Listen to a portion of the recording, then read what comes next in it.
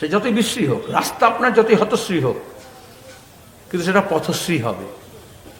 কন্যা ভ্রূণ যতই হত্যা হোক, তখন সেটা কন্যাশ্রী হবে।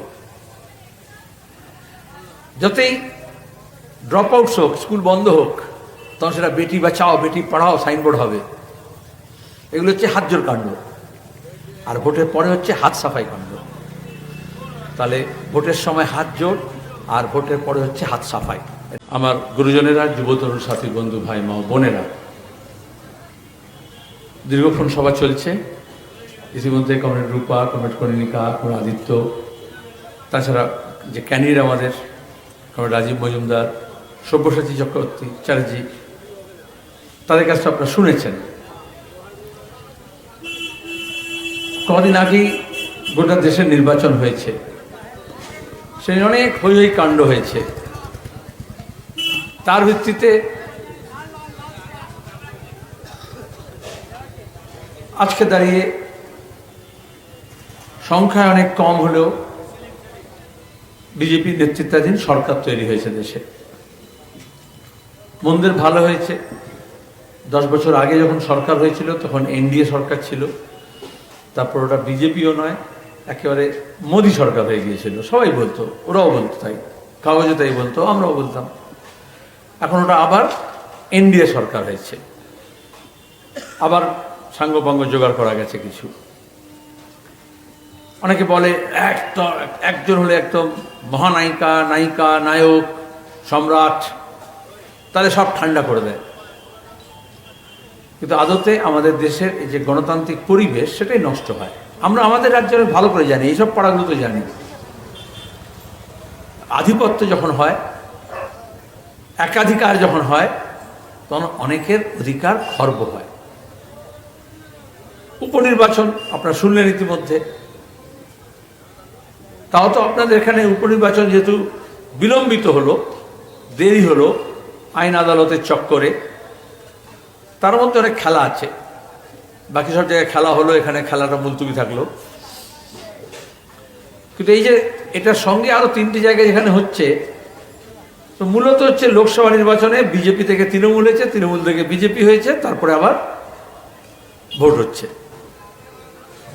রায়গঞ্জ বলুন, বনগাঁ বলুন, রানাঘাট বলুন। তাহলে এখানে যারা বলছে বিজেপিকে হারাতে গেলে তৃণমূলকে ভোট, তৃণমূলকে হারাতে গেলে বিজেপিকে ভোট, কে কাকে হারাবে? কে কাকে হারাবে? এখন আমাদের এখানে আমরা প্রথম থেকেই বলে আসছি, আসলে গোটা দেশে, গোটা রাজ্যে, গোটা মহল্লায়, সর্বত্র বিরোধী শূন্য করার একটা প্রয়াস। এই একাধিপত্য বিস্তার করতে হলে এটাই করতে হয়। তার জন্য কখনো যুদ্ধ করতে হয়, কখনো দাঙ্গা করতে হয়, কখনো হাঙ্গামা করতে হয়, কখনো খুন করতে হয়, কখনো গুলিগোলানি নামতে হয়। তার জন্য অন্য দলও লাগে না, তার জন্য সব অন্য ধর্ম লাগে না। দল, ধর্ম, জাতি, ভাষা, খাদ্য অভ্যাস, পোশাক, এগুলোকে বাহানা বানানো হয়। কিন্তু একই দলের মধ্যেও ডিসিপ্লিন হচ্ছে। এই গত নির্বাচনের পরেই দেখলেন বেশ কয়েকটা জায়গায় কে কাকে খুন করছে। বক্তৃতা যখন পুড়িয়ে মেরেছিল তৃণমূলকে, আমি ছুটে গিয়েছিলাম। বোলপুরে দেখলেন কদিন আগে 3 জনকে পুড়িয়েছে, 2 জন মারা গেছে, আরেকজন মারা যাবে। আর সবই হচ্ছে মহারানীর অনুপ্রেরণায়। এই যে একাধিপত্য, আমাদের হকার বন্ধুরা বুঝতে পারছে তো, বাগবানি বাজার তৃণমূলেরই ঝান্ডা, তৃণমূলই তোলা, তৃণমূলই টাকা দিচ্ছে। আবার দিদির অনুপ্রেরণায় রাতারাতি পুলিশ নেমে গেল বুলডোজার নিয়ে, আবার পরদিনই বললেন এই থামো। সবটা থামলো কিনা জানি না, তো আসলে এগুলো দেখাতে হয়। পার্লামেন্টের ভোট, বিধানসভার ভোট এই জন্য করতে হয়, জনপ্রতিনিধি, ওগুলোকে আমরা বাংলায় বলি আইনসভা, কারণ সেখানে আইন তৈরি হয়। কিন্তু আজকে দেশে এবং রাজ্যে যে রাজনীতি হচ্ছে, সেখানে সব আইনসভা না হলেও চলে। কারণ যিনি শাসন করছেন, তিনি দণ্ডমুণ্ডের কর্তা হতে গেলে তিনি আইন, ল আনটু দেমসেলস। যখন একনায়কতন্ত্র হয়, স্বৈরতন্ত্র হয়, ফ্যাসিবাদ হয়, আমরা বাংলায়, সোজা বাংলায় যখন তালেবর হয়, মাতব্বর হয়, তখন হচ্ছে সেই আইন,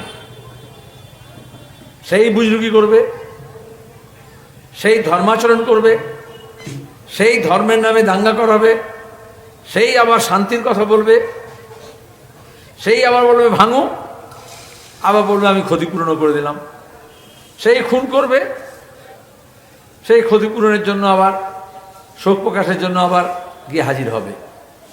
আর এই জন্যই এইখান থেকেই বলা হয় তাহলে ভোট দিয়ে লাভ কি, ভোট করে লাভ কি?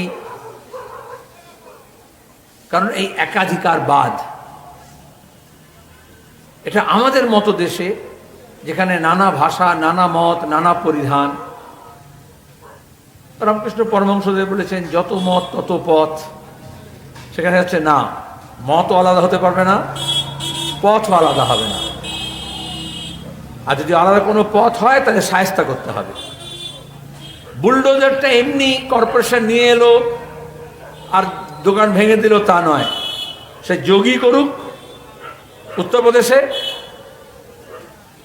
সে আসামে করুক হেমন্ত কি বলে বিশ্ব শর্মা, আর এখানে মমতা ব্যানার্জি করুন। আসলে বুলডোজার হচ্ছে একটা প্রতীক শক্তির, দম্ভের, যে সব কিছু গুড়িয়ে দিতে পারে। ইংরেজিতে এই জন্য প্রবাদ আছে বুলডোজিং। আপনার মতকে যদি না শোনে ধিক্কার করে সরিয়ে দেয় তাহলে হচ্ছে বুলডোজিং। গণতন্ত্র যদি শেষ করে বলে বুলডোজার চালিয়ে দিল। এটা হয়, এটা একটা ম্যাচিও, দেখো আমার কত ক্ষমতা। একটা জোয়ান ছেলে যেরকম হয়, মোটর বাইক পেলে যেরকম হয়, একটা সাইলেন্সার খুলে দিয়ে হ করে নিয়ে যাচ্ছে, ওটা হচ্ছে একটা দাপট দেখানো বলে, এটাকে ম্যাচিও বলে, দাপট দেখানো। তাহলে বুলডোজার নামানোটা হচ্ছে ভোট হলো, ভোটের সময় নয়, ভোটের সময় দেখলেন পোস্টার লাগানো, তখন সব হাত জোর করে দাঁড়িয়ে আছে। কিন্তু যখন ক্ষমতা পেয়ে যায় তখন তারপর সেটা দাপট দেখাতে হয়। তখন আর শুধু দু হাতে চট যথেষ্ট নয়, কিল ঘুষি যথেষ্ট নয়, তখন শুধু বন্দুক, পিস্তল, মেশিন গান, বোমা যথেষ্ট নয়। তখন হচ্ছে এই বুলডোজার, এই প্রতীক, যে এখন বুলডোজার হচ্ছে এরকম চলতে থাকলে কিন্তু পরে ট্যাঙ্কও হতে পারে। সেটা পৃথিবীর অন্যান্য জায়গায় এরকম হচ্ছে যে ট্যাঙ্ক নামিয়ে গুড়িয়ে দাও সব কিছু যা কিছু আছে। এই ক্ষমতাশালীরা মনে করে তার কাছে যদি বোমা, বন্দুক, পিস্তল থাকে, লেঠেল বাহিনী থাকে, বুলডোজার থাকে, ট্যাঙ্ক, মিসাইল থাকে, তাহলে সে বাকি গোটা বিশ্বকে নিজের পায়ের তলায় নিয়ে যেতে পারবে। আসলে এটা একদিকে ক্ষমতার দম্ভ, অন্যদিকে হচ্ছে আপনার মর্যাদা, আপনার মান সম্মান, আপনার অধিকার, আপনার হক, আপনার পাওনা গন্ডা, সেগুলোকে যখন দিতে চায় না, তাও দিতে না চাইলে কী হবে, এটাকে আজকে দিলাম না পরে দেবো, এবছর দিলাম না সামনের বছর দেব। কিন্তু যখন এই দম্ভ ক্ষমতা হয় তখন সব করে দিয়েছি, সব দিয়ে দিয়েছি, তো আর কি চাষে কত কি করে দিয়েছি। ওই যে ফেরিস্তি গোনায় না, মরে গেলে 2000, মদ খেয়ে মরলে 2 লাখ।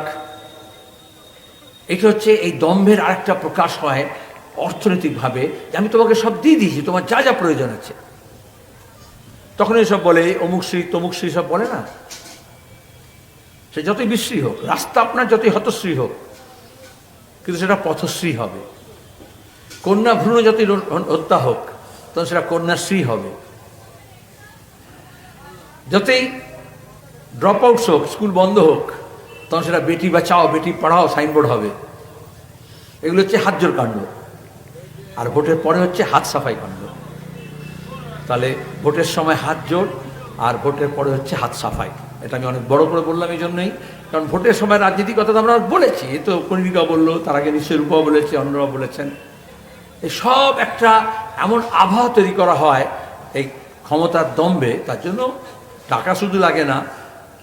আমরা নামের সময় যখন বলি দুটো M, M for Modi, M for Mamata, লড়াইটা শুধু দুটো এম এর মধ্যে নয়, এই দুটো এম এর দাপট হচ্ছে, তৃতীয় এম হচ্ছে এম ফর মানি, মানি পাওয়ার। হাজার হাজার কোটি টাকা, লাখ লাখ কোটি টাকা, ইলেকট্রাল বন্ড, তোলাবাজি, কালো টাকা, লুটতরাজ, সরকারি টাকা। আর সেই টাকা দিয়ে হয় মিডিয়া, মানি থেকে মিডিয়া। তাহলে সারাদিন আপনার সামনে সাপুরে যেরকম বিন বাজায়, ওরকম আপনাকে তরতাজা রাখার জন্য সারাক্ষণ মন কি বাত হচ্ছে, ধান কি বাত হচ্ছে, মমতা কি বাত হচ্ছে, মোদি কি বাত হচ্ছে। আপনার কান ঝালাপালা হয়ে গেলেও সে গানেও আছে, কবিতায়ও আছে, নাটকেও আছে, অভিনয়ে আছে, কমিকেও আছে, হাস্য কৌতুকেও আছে, ভুলভালেও আছে, কিন্তু দেখায় তখন বলা হয় অন্য কোনো বিকল্প নেই, এটাই আছে। আর তারপরে যদি বলে কোনো বিকল্প খুঁজবো, তাহলে একটা এম ফর মানি যদি হয়, দ্বিতীয় এম ফর যদি মিডিয়া হয়, তাহলে তৃতীয় এম ফর হচ্ছে মাসেল পাওয়ার। এইসব ওয়ার্ডগুলোতে আপনারা নিজেরা জানেন গত কয়েক বছর ধরে কীরকম মাসেল পাওয়ার, কী বলে হিন্দিতে বলে বাহুবলী। আমরা প্রথম থেকে বলছিলাম এটা হচ্ছে ইউপিআইজেশন অফ পলিটিক্স হচ্ছে। আমরা আগে বিহারকে বলতাম, ইউপিকে বলতাম, এখন হচ্ছে আমাদের রাজ্যে, আমাদের পাড়ায়, আমাদের মহল্লায়, আমাদের বস্তিতে, আমাদের বাজারে, আমাদের গ্রামে, আমাদের দোকানে। এই লুটের রাজত্ব কায়েম করতে হলে মানুষের অধিকার, মানুষের মর্যাদা, মানুষের শান্তি, মানুষের সম্প্রীতি, সেটাকে লুট করতে হয়। আর তখন এই মাসেল পাওয়ার লাগে। আর মাসেল পাওয়ার না থাকলে মানি পাওয়ারও হয় না। সে এজেন্সিকে ব্যবহার করে হোক, মস্তানকে ব্যবহার করে হোক, একটা অপহরণ কাণ্ড হোক, একটা লুট হোক, একটা তোলাবাজি হোক, একটা কাটমানি হোক, আর এত বড় যে সব টাকার পাহাড় বেরোলো, যেগুলো ওই পার্থ অপ্রিতা সব বেরোলো না, ওইগুলো মানি পাওয়ার আর muscle power. Without muscle power দুষ্কৃতি যোগ না হলে কখনো দুর্নীতি বেশি দিন চলতে পারে না।